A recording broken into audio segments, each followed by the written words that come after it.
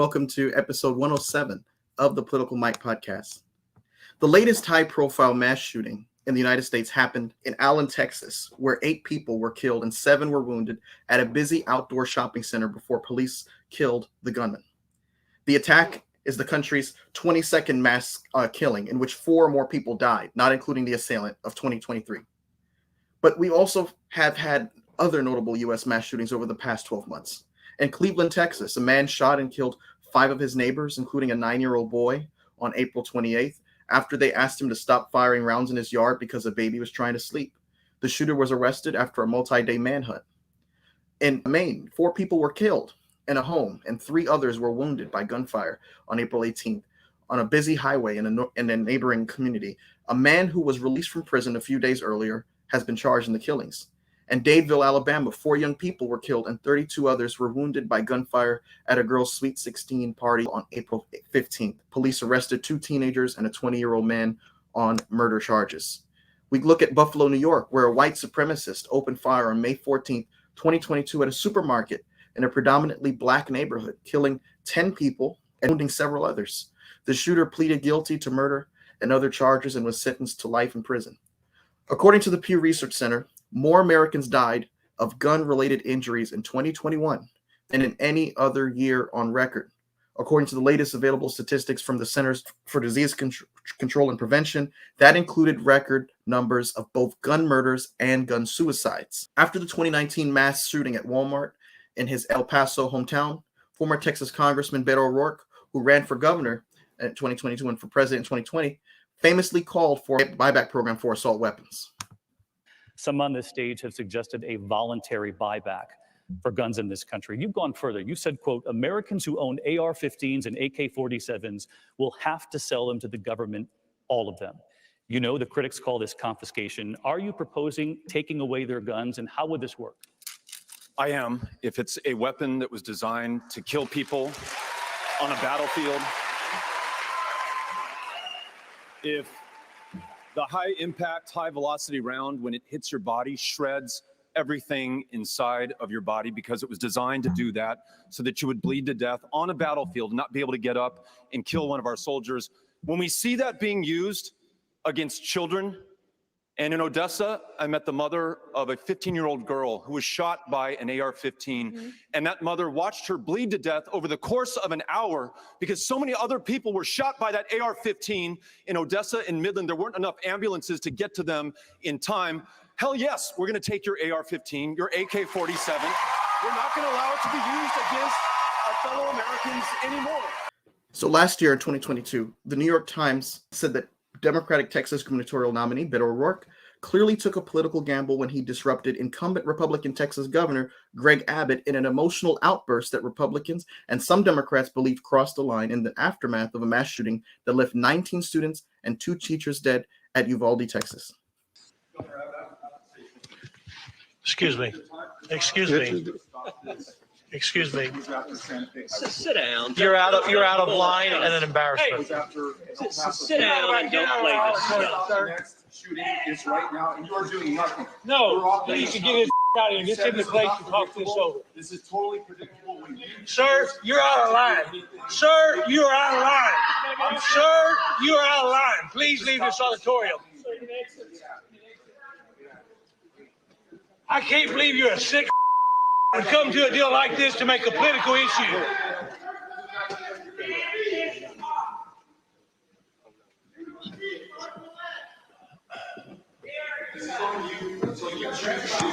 It's on like you. Why don't you get out of here?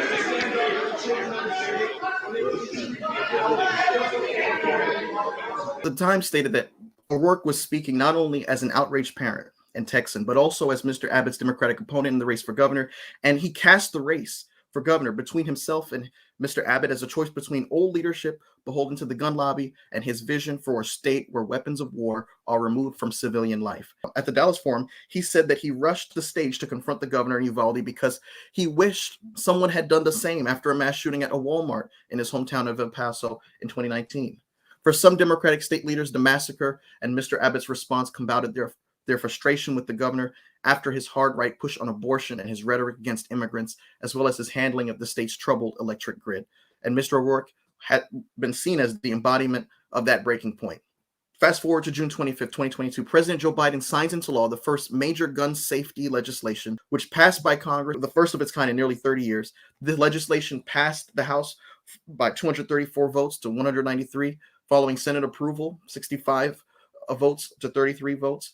And that bill includes incentives for states to pass so-called red flag laws that allow groups to petition courts to remove weapons from people deemed a threat to themselves and to others. The bill also expands an existing law that prevents people convicted of domestic abuse from owning a gun to include dating partners rather than just spouses and former spouses. It also expands background checks on people between the ages of 18 and 21 seeking to buy a gun. President Biden said, while this bill doesn't do everything I want, it does include actions I've long called for that are going to save lives. The National Rifle Association says, of course, that it opposes the bill. Their statement was that this legislation can be abused to restrict lawful gun purchases, infringe upon the rights of law-abiding Americans, and use federal dollars to fund gun control measures being adopted by state and local politicians. Mr. O'Rourke, thank you so much for being a part of the Political Mic. Are you satisfied with the piece of legislation? Or, like many progressives, do you think it doesn't go far enough? I'm not satisfied because in the wake of that bill's signing, you still see horrifying levels of gun violence in America, especially in Texas, which leads the nation in school shootings, which has as a leading cause of death for children and teenagers, gun violence, and which is liberalizing its gun laws, meaning it is making it easier for people who should never be in possession of a firearm to not only be able to buy and own them, but to be able to carry them on our streets without any kind of licensing, registration, training, vetting, or due diligence whatsoever, placing our fellow Texans, our fellow human beings in harm's way. Having said that, I really am grateful to the president and to people like Senator Chris Murphy, Senator John Cornyn, though he's a Republican, from my home state, for at least finding some consensus on this issue. And as you pointed out, making some progress, a very little bit of progress, but the first time we've seen progress on gun safety in Congress in 3 decades. So it's a start. And I think as long as we look at it that way, we can remain encouraged. We can say this is the start of something that is going to be much bigger. It'll take us a while to get there, but its passage, its bipartisan nature demonstrates that Republicans and Democrats can find common ground on this issue. And let me just say this, Mike, as well. It also demonstrates that everyone who's been out there, Moms Demand Action, Shannon Watts, their extraordinary leader after so many years and building up a membership that now is greater than the National Rifle Association, March for Our Lives, Brady Gun Sense, the Giffords Campaign, and so many others. Those organizations and volunteers really created the political pressure and the environment that allowed something like this to happen. And so that hard work has been rewarded. And I think all of us who are in the trenches of this fight right now just need to remember that. It's not easy. It won't happen quickly. But if we stay at it, we're going to make progress bit by bit, and we're going to save lives in the process. So, Mr. O'Rourke, in your book, We've Got to Try How the Fight for Voting Rights Makes Everything Else Possible, which was released in August of last year. You write about the history of voter suppression in the United States, including the role that racism played in shaping voting laws and practices. In the prologue of your book, you open it up with a story of actually someone who was a mass shooter, someone who, committed a hate crime, going into a polling place he knew to be a predominantly Black area, and releasing gunfire. Could you walk us through that story and also the role that racism played in shaping voting laws and practices? And what steps do you believe need to be taken to address these historical injustices?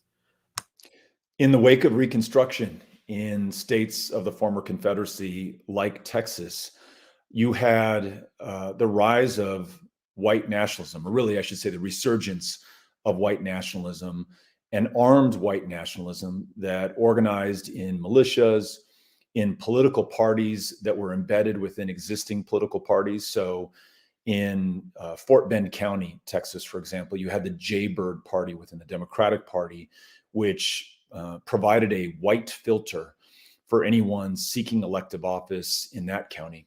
The anecdote that we begin the book with, and we've got to try, is in Washington County, where you had literally armed thugs, white nationalists, who broke into polling places and literally at the barrel of a gun stole the ballots and the ballot boxes to try to steal the outcome of an otherwise lawfully, democratically, legitimately decided election. And the poll workers, who happened to be African American, who fought back against this terrorism, were themselves arrested. And 3 of them were actually abducted from the county jail and lynched, perhaps because those 3 African American citizens in Washington County knew the identity of the ringleaders of this terrorist plot. And one of the reasons that I opened the book with that story is to say that for anyone who labored under the illusion that we've made extraordinary progress over the last 140 years since those incidences in Texas and Mississippi and Georgia and throughout the Deep South, you need look no further than January 6, 2021, where white nationalists once again, through the use of force and violence, attempted to literally steal the votes, the electoral college ballot boxes, and overturn a legitimately, lawfully, democratically decided election. This is, in some fundamental way, part of who we are as Americans, and we must always remain vigilant against it, no matter who happens to be in office, no matter how much distance we have between now and the Civil War, between now and Jim Crow. What we see in the 2013 Shelby versus Holder decision, which absolutely gutted the Voting Rights Act of 1965, is a return to a form of Jim Crow that targets Black and brown voters to suppress or intimidate them from participating in our elections. And you see that nowhere more so than in Texas today. And lastly, Mike, on this, I'd just say this: the same answer holds for the previous generations of Jim Crow and electoral violence and intimidation. It was the Voting Rights Act of 1965 that John Lewis, 24 years old, brought to the floor of the Congress when he inspired LBJ to use that political power that he had in the most powerful position on the planet. And we need that kind of activism in the streets and among our neighbors and everyday Americans to inspire this president, Joe Biden, to use that power to pass something like this, the Voting Rights Act of 1965, to make sure that we restore voting rights to our fellow Americans, because they are under attack unlike any time since Jim Crow and since that 1965 Voting Rights Act passage and signing. In Texas, Texas Republicans are pushing for new voting restrictions aimed at Harris County, the city of Houston. Lawmakers are pushing dozens of new election bills, including limits on polling places, felony penalties for illegal voting, and a mechanism for the state to order new elections when voting problems occur in Texas counties with more than 2.7 million people, a category that includes only Harris County. I want to get your thoughts about this latest effort by Texas Republicans to restrict access to the ballot box. And of course, that was in alignment with what you had mentioned with the removal of Section 5 from the Voting Rights Act.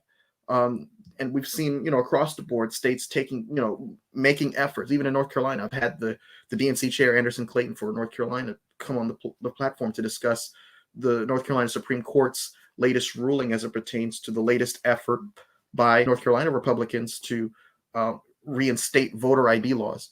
What are your thoughts about the latest developments in your home state of Texas? As disappointing as what you describe is, we can't be surprised or shocked, because again, this is in part who we are as a country, and certainly who we are as Texas. You and I just talked about the election outrages, the political violence, the lynching that took place in the 1880s in the state of Texas, in just those 2 counties, Fort Bend and Washington County. In the 1920s, it was the Ku Klux Klan that took over much of the political operation in the state of Texas and used their power and influence to, again, stop African Americans from voting. In fact, inspiring a 1923 legislative action in Texas that banned all African Americans in the state from voting for over 21 years. It wasn't until 1944 that was struck down in the Supreme Court decision, Smith versus Allwright. And in the wake of Nixon's loss in Texas in 1960, Republicans in this state began to, in Harris County, once again, try to restrict access to the ballot box for African Americans in the name of preventing voter fraud. It is exactly what the Republican majority in the state legislature is trying to do today in 2023, targeting primarily Black voters in Harris County. Harris County is home to Houston, Texas. It's the most diverse city, literally, in the country. And it sits in a state that has more African American voters than any other state in the union. So we have to be very clear about why this is happening and who is being targeted right now. I think when we do that, then the remedy, which is some kind of federal voting rights legislation that protects the rights of those voters to have their voice heard and their vote counted in these elections, that too becomes very clear. But then there's this, and I think it's really important that we remember this. As tough as all this is, we should acknowledge that it was far tougher in the 1880s, in the 1920s, in the 1950s, the last throes of Jim Crow. But against those circumstances stood extraordinary heroes who were willing to challenge that racism, that status quo, these anti-small d democratic forces, and ultimately were able to prevail with the 64 Civil Rights Act, the 65 Voting Rights Act. We need to be inspired by their example and follow it right now and push on those who hold political power, like President Biden, to do the right thing while there is still time to do the right thing. So, Mike, yes, you're right. We see some really terrible things happening in Texas, which is already the toughest state in the nation in which to vote and in which to be registered to vote. But I do believe that there is the political power in the state of Texas, in the very people who live here, especially in Harris County, to challenge this successfully. But it means that we've got to get after it, and we've got to do that now. In your book, you also delve into the impact of gerrymandering on elections. Could you elaborate on why you see gerrymandering as a threat to fair representation and democracy, and what potential solutions do you propose to combat gerrymandering?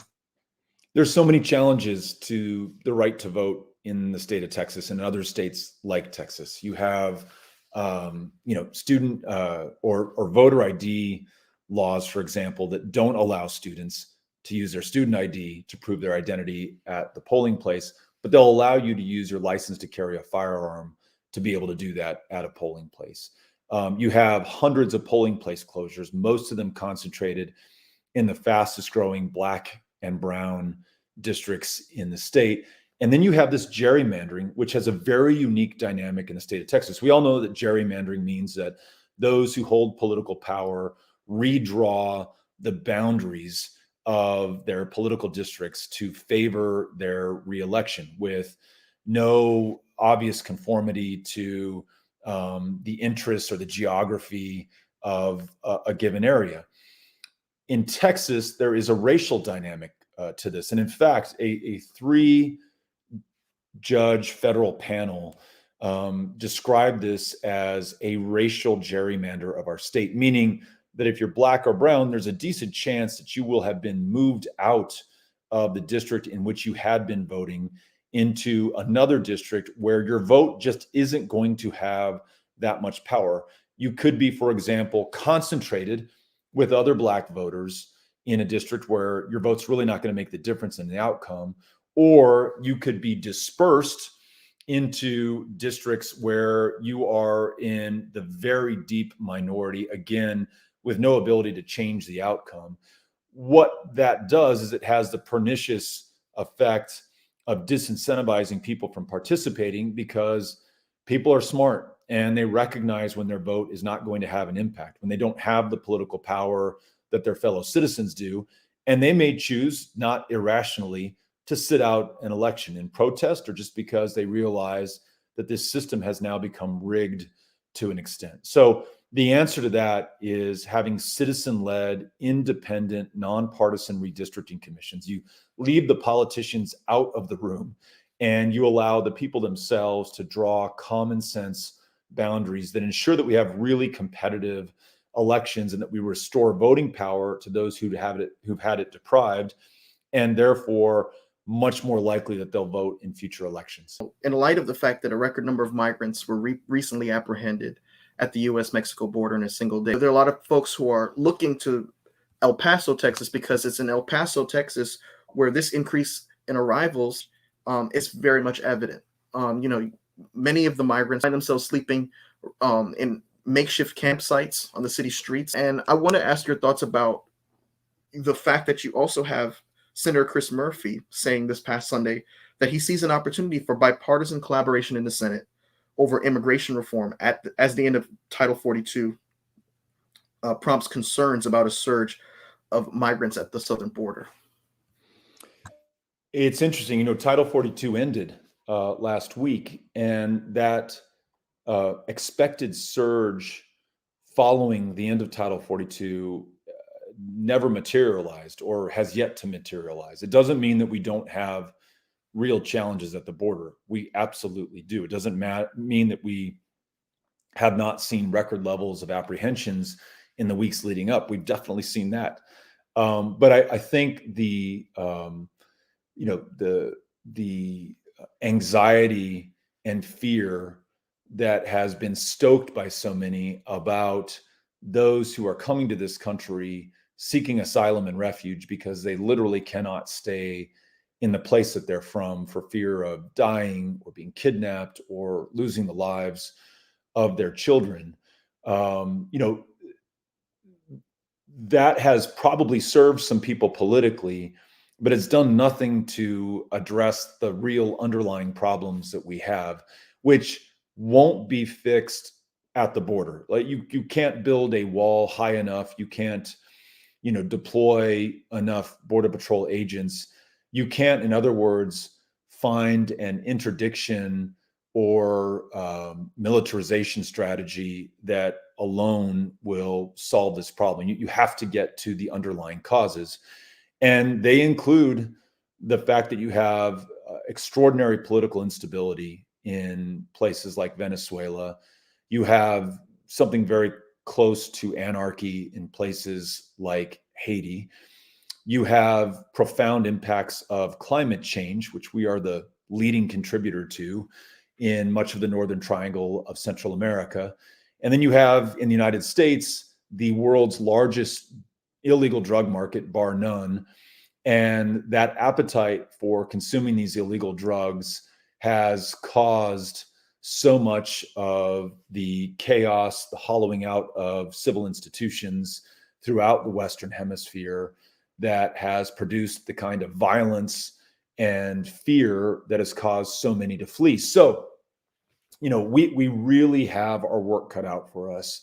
And it's going to be something that's going to require real presidential leadership. And I think, in my opinion, that means President Biden using the extraordinary convening power of the United States to bring the leaders of this hemisphere from Chile to Canada together to find a common solution to what really is a common problem between all of us, to make sure that all of us are fairly carrying our fair share of the burden in terms of accepting refugees and asylum seekers, in terms of funding the investments necessary in some of these countries to make life more livable for those who right now are fleeing, but who, given the opportunity, and if it were safe to do so, would rather stay or even return. And it means making the Americas our number one foreign policy priority. In addition to all of that, Congress must also step up. And though both parties have talked a good game, neither has made any meaningful progress on any kind of immigration reform that would allow legal, orderly, safe pathways to work in this country at a time that we are desperate for labor, have historic employment rates, and have historic inflation related to the fact that we can't find the labor that we need, find safe, legal, orderly paths for people to join families, and for those to seek safety in this country who cannot return to their home country for fear of death. We can do that. And most Republicans and Democrats will agree on the broad outlines of what a program or a strategy will look like. We just need leadership right now in Congress and from the president to get that done. You know, there's been a lot of criticism about Biden's age. Now, I think personally, you know, if that's the only thing that you've got your opponents working with, then it means you're doing pretty good. You know, we talked a little bit about the gun bill, but he's had a successful legislative record, and since 2021 when he took office. That aside, there have been many folks on the progressive side calling for a new generation of leadership. Many have been expressing their desire to see him step aside and let someone younger take the reign or run for the nomination. And then you have those on the right who are looking for the anti-Trump candidate in the form of Ron DeSantis, who was recently in Iowa, who seemed to fill in the gaping hole that Trump left when he canceled his rally. And a lot of folks are looking to see whether he's going to be the answer to a lot of conservatives' prayers to have a candidate who brings the Trump policies without the Trump baggage. What are your thoughts about those criticisms about the current president, and also this idea that Ron DeSantis could be successful on the national stage, despite the fact that the majority of Americans, agree with you that we should have some kind of sensible gun control, that we should have some kind of humane immigration policy, that we should be able to allow women to decide for themselves, the kind of abortion care or whether or not they're going to access care in the first place. All of these issues seem to be in alignment with the majority of Americans, and DeSantis finds himself diametrically opposed to each one of these positions. Yet people are talking about him like he's, on his way to becoming the next president. Your thoughts, sir? It's going to be an interesting year. And when the choice comes down to President Biden and Donald Trump, or President Biden and Ron DeSantis, I think the president looks really strong. I think he can tout his accomplishments, whether it's the modest success on reducing gun violence. And again, I would say that's more of a first step in the right direction than it is anything else, but it's a step. And no other president's been able to manage that step in the last 30 years. Whether it's the Inflation Reduction Act and this really impressive, bold plan to address climate change through American leadership, entrepreneurialism, investment in infrastructure, improving our lives in a way that allows us to lead on the most important issue, bar none, before it's too late. Whether it's his investment in reducing childhood poverty, he could cut it in half in the state of Texas alone, or his ability to bring bipartisan legislators together to fund badly needed infrastructure in this country. He's got an incredible record for his first 3 years, 2.5 years in office. And I think against the chaos of Donald Trump, the culture wars of Ron DeSantis, this looks really, really, really good. And that's the way that I see it. I mean, that's going to be the matchup. More likely it will be Trump on the other side, perhaps DeSantis, but you never know, right? As long as we're still a democracy, it's up to the people to decide who the contenders will be. But I really like Biden's odds in those matchups. Not to say that it's going to be easy, but I really feel like he has a very strong record upon which to run. And so, we just got to do everything we can to make sure that he's able to prevail at the end of the day. And I just want to say congratulations, Mr. O'Rourke, on becoming a Pritzker Fellow at the University of Chicago Institute of Politics. How has that experience been for you so far? And do you see yourself running for office in the near future again? I've really enjoyed my time at the University of Chicago with the Institute of Politics, and I'm grateful to be one of these Pritzker Fellows. First and foremost, absolutely brilliant young people from all over the country, all over the world, who are very much invested in the future of America and have a commitment and a passion for public service.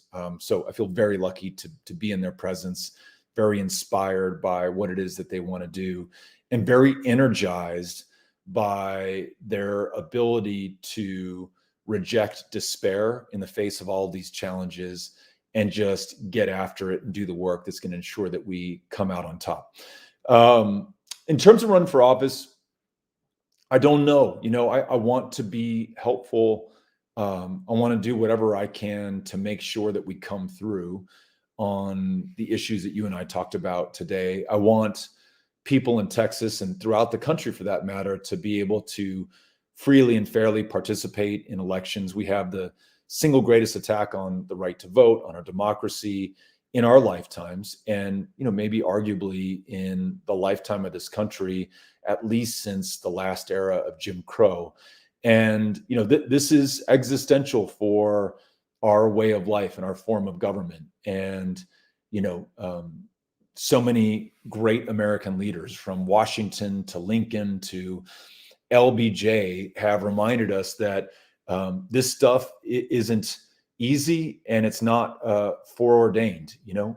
We can fight to keep it and to save it, or we can, as Lincoln warned us, lose the last best hope of Earth. And so we just got to make sure that we come through right now. And so I want to do my part, as do millions of our fellow Americans. And so I'm in good company, and just looking out for opportunities to be helpful.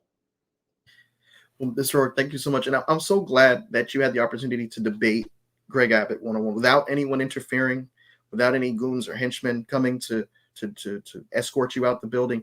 What was it like to even, confront the governor about the hypocrisy of, being pro-life, yet doing little to nothing on preventing these, mass shootings from occurring, and finally being able to confront him one-on-one on that debate stage? And what lessons do you think Democrats should pull from that race of yours as they challenge their Republican opponents across the board, whether it's for state legislature, Senate, Congress, or even the presidency? Well, especially when you face an incumbent, accountability is key.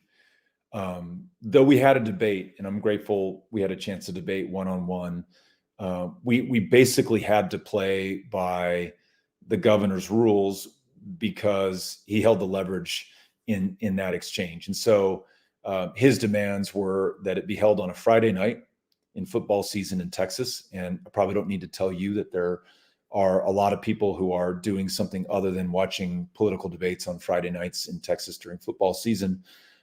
He wouldn't allow anybody in the room. So not only was there no audience of his constituents and of the voters who were going to decide the outcome of that election, we weren't even allowed to bring our spouses in. It was just the moderators and the camera crew. And he would only participate in one debate. So it was important that we were able to do that. It was held under very trying circumstances. And in a state of 30 million people, where so many critical issues are on the line: reproductive health care access, gun violence, a minimum wage at $7.25 an hour, voting rights, you name it. We need more accountability if we're going to have a fully informed electorate, and if we're going to have a chance to make sure that our leaders match our values and our interests. And certainly that is not the case in Texas today. But no, I was grateful for the chance to do that, grateful for the chance to run, very, very grateful for the people who ran the race with us, the people who were part of my team, who volunteered, who voted for me. I'm very grateful for that. And even though we did not win, I'm absolutely confident that good things have and will continue to come from that, whether it's other people running for office, whether it's victories lower down on the ballot, like the county judge's race in Harris County, or other things that we can't predict right now that are made possible when you get out there, get after it, and put yourself up for office. So very grateful for the chance, and also grateful to have the opportunity to talk with you again and to be back on your show. And I wish you luck in everything that you're doing, and hope sometime to be able to do this in person if I'm ever up in your neck of the woods or you're down in the Southwest in mine. Mr. Rourke, thank you so much for everything that you brought to the table. I thoroughly enjoyed this substantive discussion. It's always a treat to have you on the platform. And I think you should run again. I think the country needs more leaders like you. So thank you so much for, championing some of these important issues and continuing to sound the alarm bell on the need to take adequate measures to prevent these senseless killings as it pertains to gun violence. I wish you all the best in your fellowship. With that being said, in your fellowship. With that being said, I'm going to go ahead and conclude episode 107 of the Political Mic. Mr. Rourke, thank you so much. Have a great one. Good to see you again. Good to see you.